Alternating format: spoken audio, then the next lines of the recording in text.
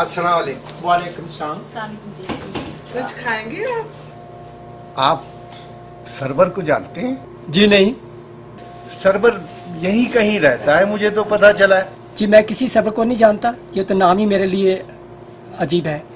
मैंने तो ये नाम पहली दफा सुना है, सरवर। पता नहीं अफसल क्या हो जाता है आपको, हर एरे गहरे से हर जगह पूछने लग जाते हैं। कोई बात नहीं, किसी का पता करना या किसी को तलाश करना कोई बुरी बात नहीं है। अच्छा शुक्रिया। अस्सलाम वालेकुम। पता नहीं कौन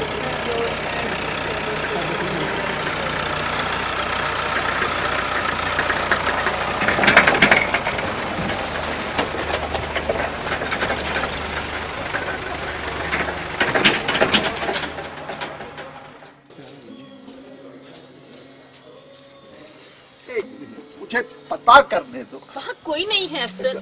होगा। Hello Afsal, Afsal. Hello, anybody there? Hello. Good morning. How you doing? Hi. Hi. My name is Afzal. I'm a retired officer. I'm looking for a boy. Server को देखा आपने? Well, I haven't seen him. Server, the boy with the long hair and blue eyes. No, No, haven't seen him. you haven't seen. I haven't seen him. No. इन्हें भी नहीं पता। मैं मैंने आपसे कहा है वो यहाँ नहीं है। कहीं तो होगा। चलें, आए चलें, बाय बाय। चलें। Good evening, sir. Hi. We are looking for a boy by the name Server. Sir, do you know him? No, sorry, I haven't. No. He lives here. Long hair, blue eyes. No, I've never seen Sarwar. Anything about him? No, sorry, I don't know. No. You haven't seen him. No, Never. Sorry, no, no Sarwar. No, sorry. Thank you. Sorry to bother you. No problem. Thank you. Thank you very much, sir. Thanks.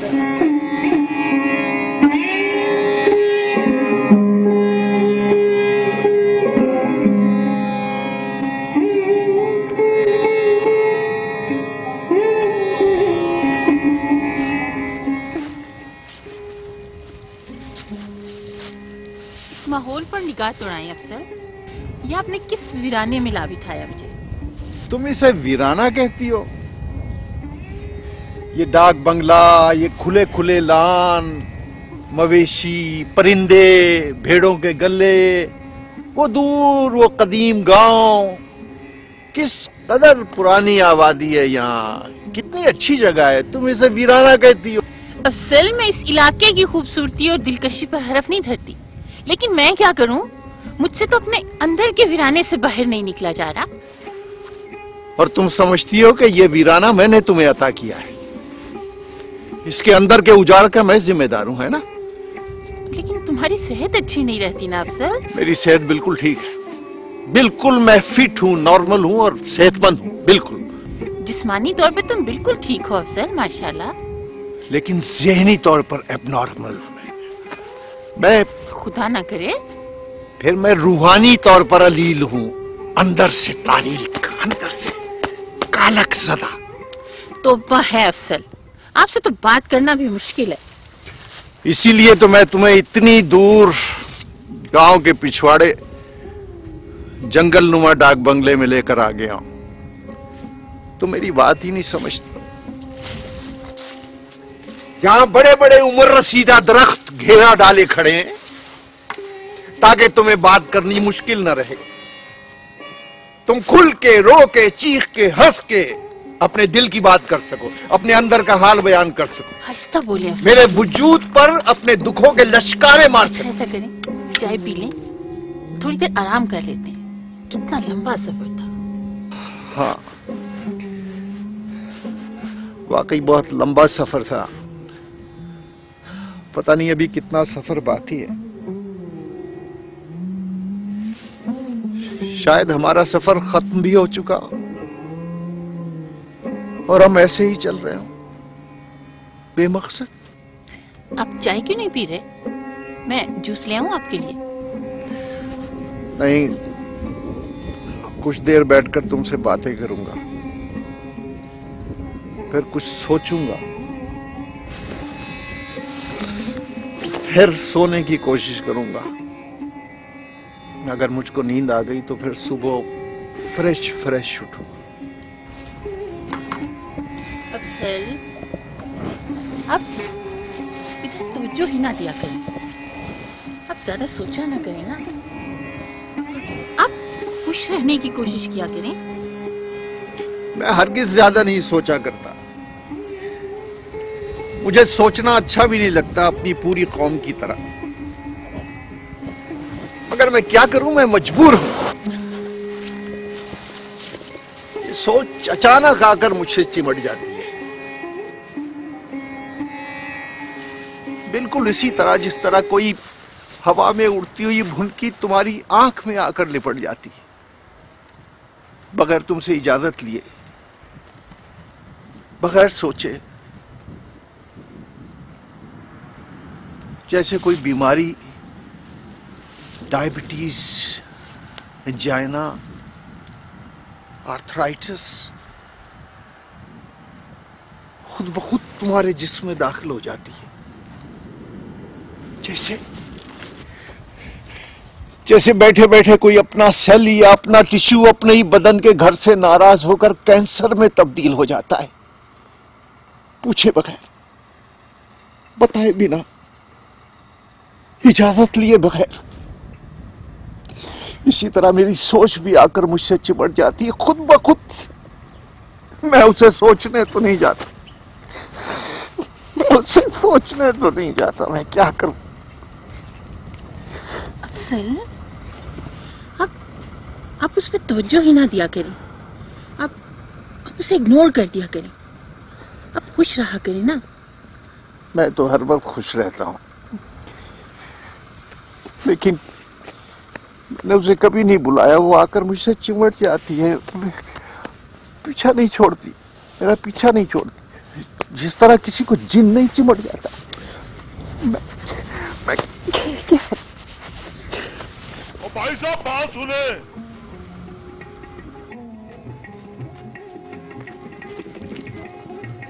अस्सलामुअलैकुम।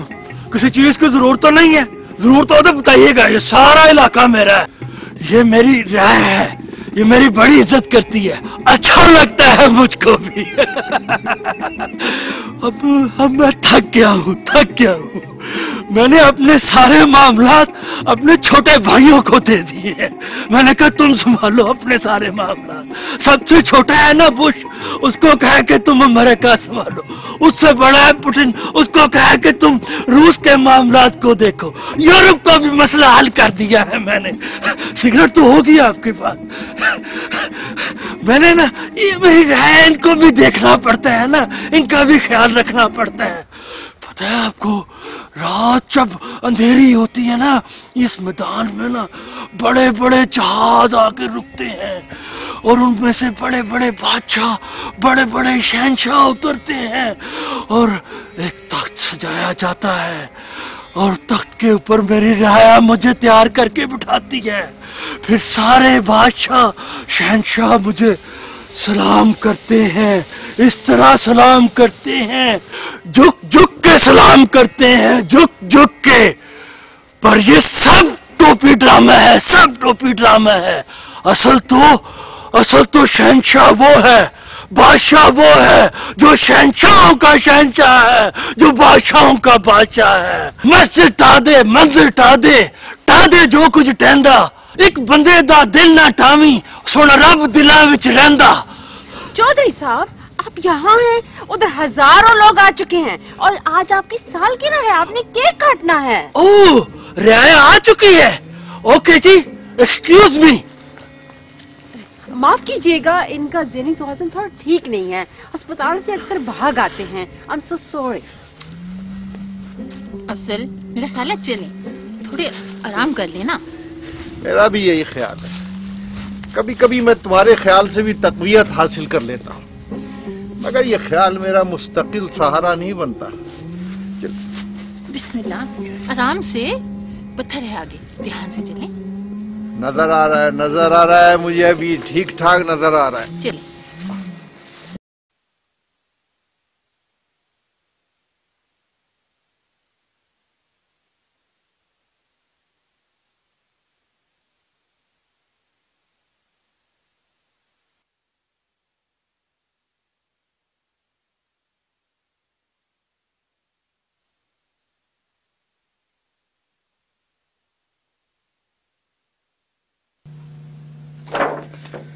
माफ कीजिएगा अफजल राना साहब, इससे पहले वाला नुस्खा तो आप लाए ही नहीं साथ। ईसीजी तो ठीक है ना डॉक्टर साहब? जी बिल्कुल ठीक है, मगर वो जो खराबी शुरू से चली आ रही है वो उसी तरह चल रही है। उसमें कुछ फर्क नहीं आया डॉक्टर साहब? ओ भाई, आपने क्या लेना है फर्क डाल के? राना साहब, इस एक्सरे में फेफड़े अलबत्ता पहले से ज्यादा मुतासिर हो गए, उसकी फिक्र करनी पड़ेगी। उसकी फिक्र भी कर लेंगे डॉक्टर साहब, मगर मेरी बीमारी कुछ और किस्म की है। आप इसकी किस्म से हमें आगाह तो करते नहीं राना साहब। डॉक्टर साहब, फेफड़े पहले से ज्यादा क्यों ना ऑफ हो गए? हो जाता है बेगम साहिबा, इसमें फिक्र की कोई बात नहीं। आपकी गोलियों में इजाफा करना पड़ेगा राना साहब। हो जाए। इसके साथ साथ डाइट में भी थोड़ी सी तब्दीली होगी। वो भी हो जाएगी। और एक फिजिकल एक्सरसाइज का इजाफा भी होगा राना साहब। वो भी हो जाएगा, मगर ये आर्जा दूर नहीं होगा डॉक्टर साहब। क्यों सर, क्यों दूर नहीं होगा? वो इसलिए कि जिस मर्ज का इलाज आप कर रहे हैं वो मुझ में है ही नहीं, और जिस मर्ज से मैं मरा जा रहा हूं उसका इलाज आपके पास। माफ कीजिएगा राना साहब, मेरे ख्याल में तो आप वहम के मर्ज में मुब्तला हैं, और वहम का इलाज डॉक्टर साहब, मैं एक वबाई मर्ज का मरीज हूं, एक एपिडेमिक डिसीज का। वबाई मर्ज? मैं तकब्बुर का मरीज हूं डॉक्टर साहब, घुमंड और खुद नुमाई के वबाई मर्ज का मरीज। आप अपने आप को तो बड़ी खुशी से तकब्बुर का मरीज कह सकते हैं राना साहब, लेकिन अपने वबाई मर्ज में कैसे तब्दील कर रहे हैं? इस वजह से डॉक्टर साहब कि इस वक्त हमारी सारी कौम, सारा माशरा, तमाम आबादी इस मर्ज की लपेट में आई हुई है। हम नमूद और नुमाइश वाले लोग हैं और रऊनत के साथ जिंदगी बसर कर रहे हैं। हम इंसान को इंसान नहीं समझते, खास तौर पर उस इंसान को जो हमारे दरमियान रह रहा हो, हमारे दरमियान जिंदगी बसर करता हो और हम में से हो, वो हमें अच्छा ही नहीं लगता। मैं तो ऐसा नहीं समझता, मैं तो ऐसे नहीं करता। ना करें। पहले मुझको भी यही दावा था कि मैं इंसानों के साथ इंसानों जैसा सलूक करता हूं, उनका एहतराम करता हूं, बेहतियाज इंसान, मगर ये दावा गलत साबित हुआ। अफजल, डॉक्टर साहब ने आपको गोली दी है, थोड़ी देर खामोश रहें। तो क्या मैं खामोश नहीं हूं सुल्तान? अभी तक तो नहीं है राना साहब, लेकिन थोड़ी देर बाद जरूर हो जाएंगे। बड़ी मेहरबानी डॉक्टर साहब। अच्छा बेगम साहबा, मैं चलता हूँ, 2 घंटे बाद हाजिरी दूंगा। थैंक यू राना साहब। थैंक यू बेगम साहबा। Take care.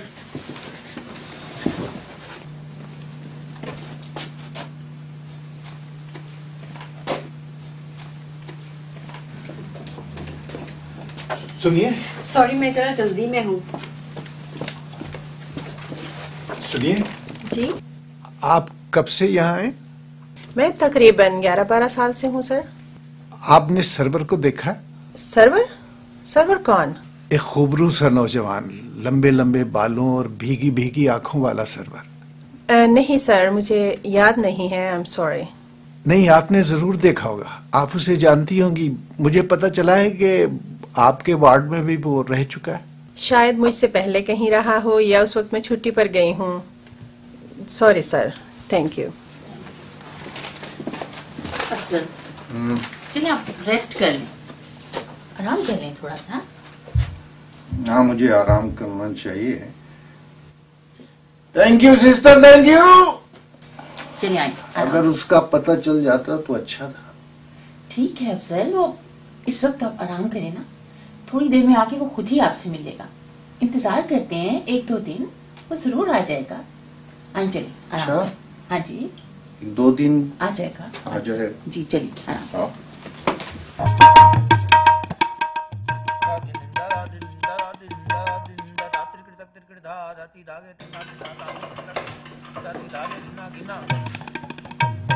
ये भी देखता रहेगा तू, सारी जिंदगी देखता रहेगा तू। बात हो गई है मेरी ऊपर, बात हो गई है मेरी ऊपर। आइए।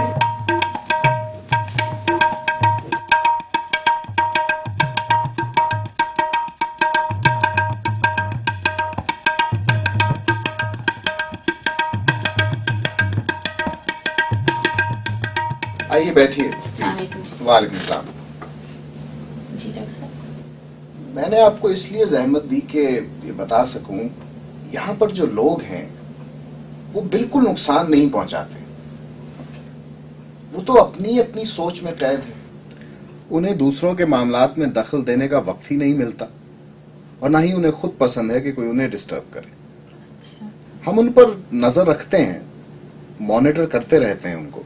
अफजल की भी यही कैफियत होती जा रही है डॉक्टर साहब। वो भी जैसे जिंदगी का एक ही रुख इख्तियार कर चुके हैं और वो है सर्वर की तलाश। मिसेस अफजल, ये सर्वर है कौन? कोई उनका पिछड़ा हुआ साथी? काश ऐसा ही होता। वो तो अफजल की जिंदगी की एक जरूरत बन गया है। जैसे जिस तरह आदमी हवा, पानी और खुराक के बगैर जिंदा नहीं रह सकता ना, मुझे ऐसा लगता है डॉक्टर साहब जैसे अफजल सर्वर के बगैर जिंदा ही नहीं रह सकेंगे। आप फिक्र ना करें मिसेस अफजल, वो ठीक हो जाएंगे। He will be all right. यहाँ बहुत बड़े बड़े काबिल डॉक्टर हैं। आई विल मेक श्योर वो इंशाल्लाह ठीक हो जाएंगे। वो तो सब ठीक है डॉक्टर साहब, उनका इलाज भी हो जाएगा और सब कुछ हो जाएगा। लेकिन उनका इलाज तो सर्वर है। सर्वर को कौन लाके देगा डॉक्टर साहब? मेरा ख्याल है किसी हादसे ने उनका ही हाल कर दिया। हाँ शायद। अच्छा मैं जरा देखूं, पता नहीं कहाँ चले गए। नहीं बैठिए प्लीज। वो कहीं नहीं गए, यहीं कहीं होंगे। हम खुद चाहते हैं कि वो इस जगह से मानूस हो जाए। उन पर नजर रखी जा रही है। आप प्लीज तशरीफ रखिए, मैं चाय का कहता हूँ।